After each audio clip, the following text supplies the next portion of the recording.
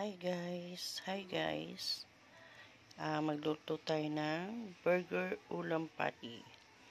Ang ingredients natin ay bawang sibuyas, mushroom. Tapos ito yung burger ulam patty na nabibili din sa mga frozen goods. Tapos ito yung cornstarch na nilagyan ko na ng tubig, toyo, paminta, at saka onting asin. At syempre, ang ating mantika. So guys, let's start. Yung burger ulam patty, pinrito ko na yan guys. Kaya ganyan ang kulay. At saka itong ating cornstarch, nilagyan ko yan ng toyo, kaya naging ganyan din yung kulay. Plus, nilagyan ko siya ng beef cubes, 2, para maglasang beef naman siya. So, guys, di tayo magluluto sa pinagprituhan ko ng patty. So, unahin muna natin yung bawang.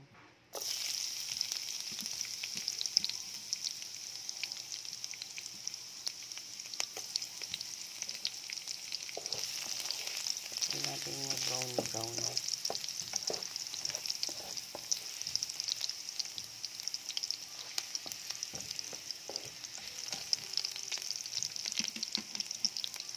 Mix natin yung mga sibuyas.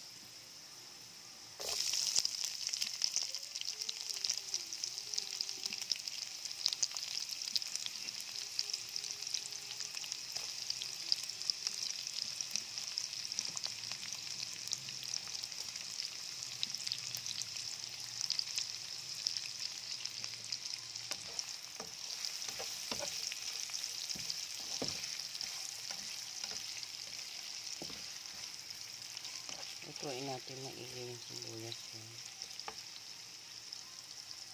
Next guys, yung ating mushroom.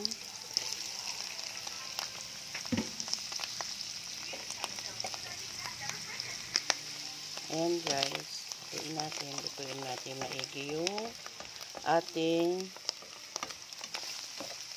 mushroom.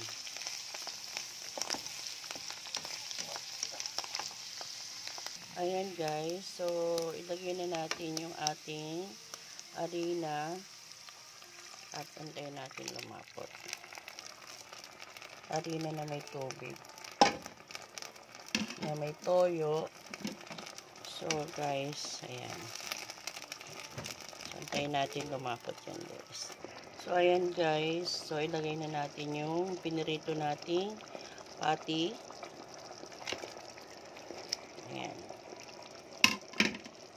So, ayusin na lang natin.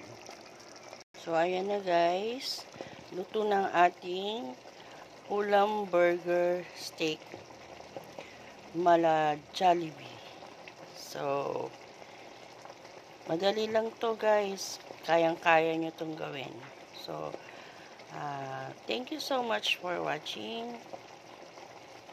See you next time sa pagbablog ko uli. Maraming salamat po. Please like and share and subscribe po. Maraming salamat.